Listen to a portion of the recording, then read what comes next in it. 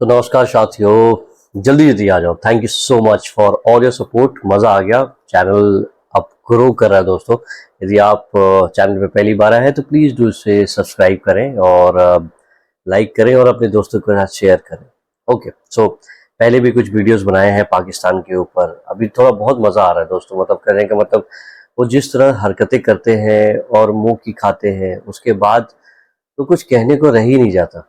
अब वैसा ही हुआ मैच से स्टार्ट होने से पहले थोड़ा बहुत। देखो, मैं एज अ क्रिकेट फैन डरूंगा यार, डरने लाजमी होता है, क्योंकि देखो इतना सारा हाइप हो गया, इतनी सारी बातें हो गई। जब हम हमेशा अपर हैंड है, बहुत सारी बातें थी मीडिया के थ्रू चले, चाहे कोई सोर्स के थ्रू चले, बहुत लोग बता रहे थे कि पाकिस्तान ये करने वाला है, पाकिस्तान वो करने वाला है। देखो यार, जब हम England, Australia, New Zealand, south Africa के साथ खेलते हैं तो वो जो टीमें हैं ना, वो डट के खेलती हैं। और एक एक होता है कि अ, उनका जो मजाक करने का तरीका, किसी को बैंटर करने का तरीका, किसी को टीज करने का तरीका, वो डिफरेंट होता है, प्रोफेशनल होता है और किसी को पर्सनल हर्ट नहीं करता।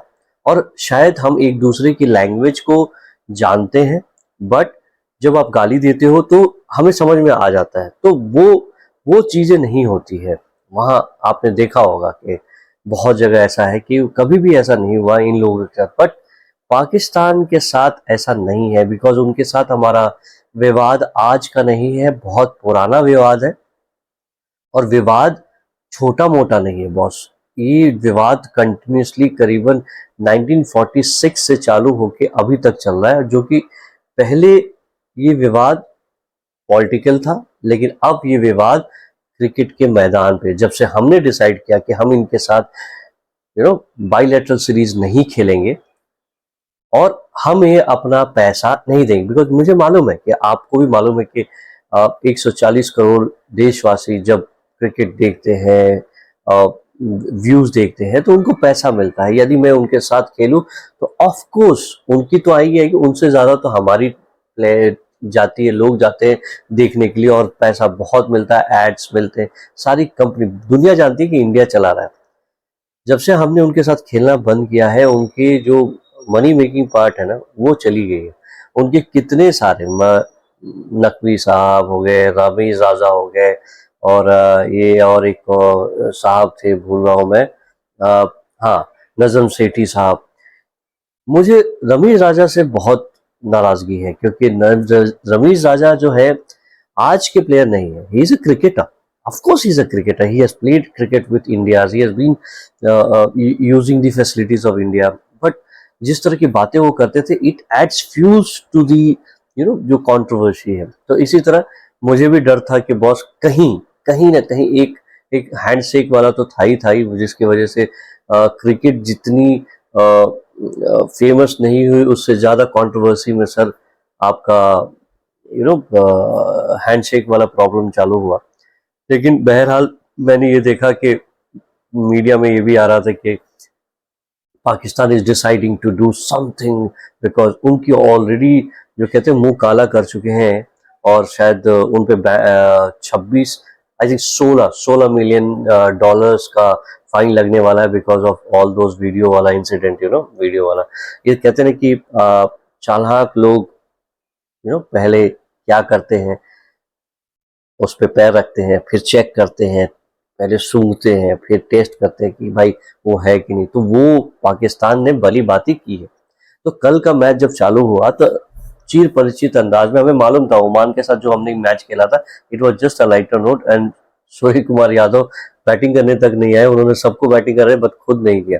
और ये सब ने जाना था कि पाकिस्तान के साथ कोई भी लाइटली लेने वाला नहीं है। तो पहले टॉस जीतते हैं सूर्य और वो कहते हैं पाकिस्तान को इनवाइट करते हैं, और वही हुआ जो बैटिंग हैंडशेक नहीं हुआ इस बार भी, लेकिन इस बार कोई हो हल्ला नहीं हुआ। और और भैया मैच रेफरी भी वही है, तो कुछ हुआ नहीं। उल्टी मुंह काला किया पाकिस्तान की पूरी टीम प्लस उनके बोर्ड मेंबर्स ने, पीसीबी चेयरमैन, शायद एसीसी के भी चेयरमैन है।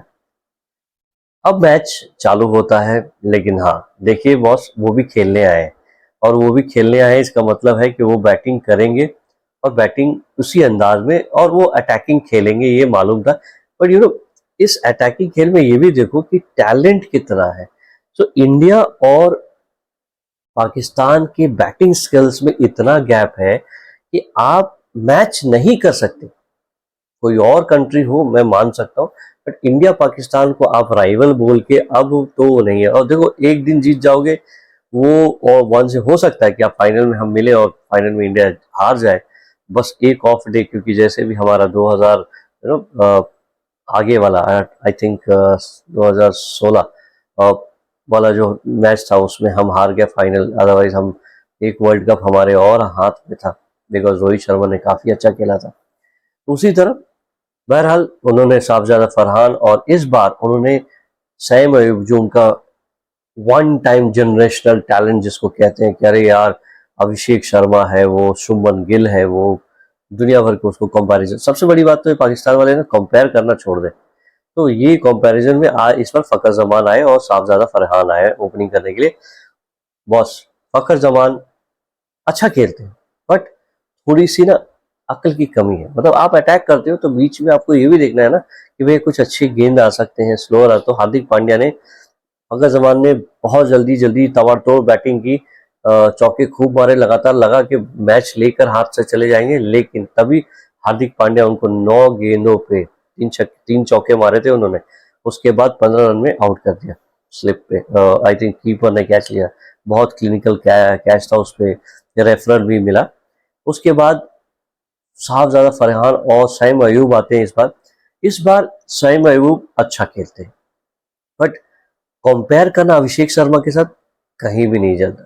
जो शॉट वो खेलते हैं, जिस तरह का वो खेलते हैं, मैंने सुना तो है सैम अयूब, बट कभी देखा नहीं है। बट इस बार थोड़ी झलकियां, एक छक्का एक चौका मारते हैं, 17 गेंद में 21 रन मारते हैं, और उनको जो है शिवम दुबे लीड डूबता है। शिवम दुबे के बारे में बात हम बाद में करेंगे, लेकिन अभी हम बात करते हैं सिर्फ इंडियन पाकिस्तान बैटिंग की। उसके बाद फिर हसन तलाता, तो उसके बाद कोई भी ऐसा बैट्समैन मुझे नजर नहीं आया जो कि आगे तक चले। साहबजादा फरहान जो है ही वॉज प्लेइंग वेल। पहले तो सोचिए आपकी 10 ओवर के अंदर करीबन आप 100 की रन रेट से, आप 10 के रन रेट से चल रहे हैं, 100 के आसपास है। उसके बाद जब साहबजादा फरहान और आपके जो नवाब है, नवाज चले गए, उसके बाद मुझे समझ में नहीं आया कि इनका हुआ क्या। मतलब सोचिए कि 10 में 100 रन आप कर चुके हो, उसके बाद आप जो 15 ओवर थे आपने सिर्फ इतने रन बनाए बस। मतलब सोच सकते हैं कि जब इंडिया का ऑफ सीजन आता है, इंडिया में जैसे बुमराह का हुआ, वरुण चक्रवर्ती का हुआ, करीबन कुलदीप यादव को भी ठुकाई मिली, उसमें भी आप 171 रन बनाते हैं पूरे ओवर खेलने के बाद। तो जिस दिन हमारा अच्छा दिन आएगा उस दिन क्या करोगे यार? उस दिन तो फूक देंगे, आप उड़ जाओगे।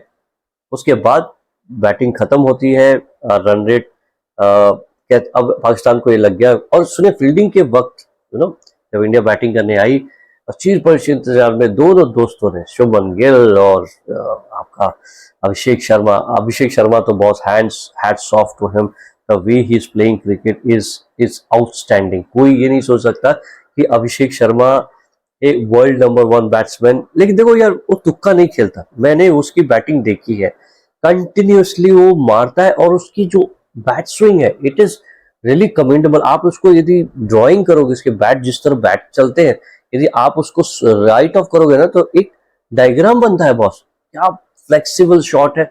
उसके बाद ऐसा भी है उसने कंटिन्यूसली आपने सिंगल डबल भी लिए हैं एक छक्का चौका मारने के बाद। और उसके बाद सुमन गिल भाई बॉस, इस बार सुमन गिल भी उसके साथ टक टक टक टक मैच कर रहे थे उसके स्ट्राइक रेट को। आई रियली लाइक, और जो रिवर्स स्वीप जो था सुमन गिल का, playing out of your skin, आपके कंफर्ट जोन से आप बाहर निकले, चल रहा था, सब कुछ अच्छा चल रहा था। हमको लगा कि भैया 10 विकेट से इनको हरा के हम निकल जाएंगे, लेकिन तभी ऐसा होता है कि एक बॉल जो है फहीम अशरफ का आता है, और इंग्लैंड में जो पुरानी जो शुभमन गिल की कमी थी वो आई। बट हो सकता है, देखो T20 में टाइम नहीं है आपके पास ये देखने के लिए कि क्या करना है। आउट हुए गए, उसके बाद सूर्य कुमार आते हैं, 0 पे आउट हो जाते हैं, उनको भी हारिस रऊफ ने लिया। तिलक वर्मा साहब आते हैं चौथे नंबर पे और उसके बाद संजू सैमसन खेलते हैं साथ में, नहीं सॉरी, तिलक वर्मा और अभिषेक शर्मा लेकर चलते हैं मैच को। और अभिषेक शर्मा तो लूट लिया मैदान को यार, पूरा लूटा मैदान को। He made 74 and he was caught by Abrar Ahmed को और हारिस रऊफ ने कैच लिया। I think it just I Abhishek Sharma जिस मोड में चल रहे हैं, I think he is been given confidence कि भैया तुम इसी तरह खेलो, we are going to back you up. But मुझे लगता है इस कड़ी में एक वीक लिंक है। आई थिंक प्रॉब्ली संजू सैमसन के जगह पे यदि हम हमारे जितेश शर्मा को लेते तो I think this is one change we would need, we want कि यदि आप प्लेइंग डाउन द ऑर्डर खेल रहे हैं तो जितेश शर्मा को लाइए। बाकी आपकी टीम बहुत प्यारी खेल रही है। एंड इसी मैच के दौरान जब शुभमन गिल ने एक थप्पड़ मारा था हारिस रऊफ को, तो हारिस रऊफ ने कुछ कहा अभिषेक शर्मा को, अभिषेक ने जाके उसको जवाब दिया, बोला जा बॉल उठा के ला, तेरा काम है तू लेके आ। और पुराने दिन याद आ गए आमिर सोहेल और वेंकटेश प्रसाद का, है ना। ठीक है, तो बॉस हमने 6 गेंद रहते हमने मैच को, सॉरी 7 गेंद रहते मैच को जीत लिया। और Abhishek Sharma was adjust as player of the match. And I think probably match बहुत अच्छा हुआ। अब शायद वो राइवलरी की बात नहीं करेंगे। Shubman Gill, Abhishek Sharma, perfect combination. अभी हमारे पास ऐसी प्लेयर्स हैं कि जो कि अभी हम एक और T20 खिला सकते हैं। But anyway, nonetheless we are enjoying our team, but it was that they need some improvement into the fielding. Catches बहुत drops हुए, 4 catches drop हुए। It could have harmed, मतलब 4 कैच मिस होने के बाद सिर्फ 171 बनाते हैं, तो I think probably they have done not justice to their batting. और शायद बैटिंग उस लेवल की नहीं है जिस लेवल की होनी चाहिए, या टीम कॉम्बिनेशन इनकी अच्छी नहीं है। तो आई होप मेरा वीडियो आपको एनालिसिस पसंद आया होगा। यदि पसंद आया तो please do like, share and subscribe.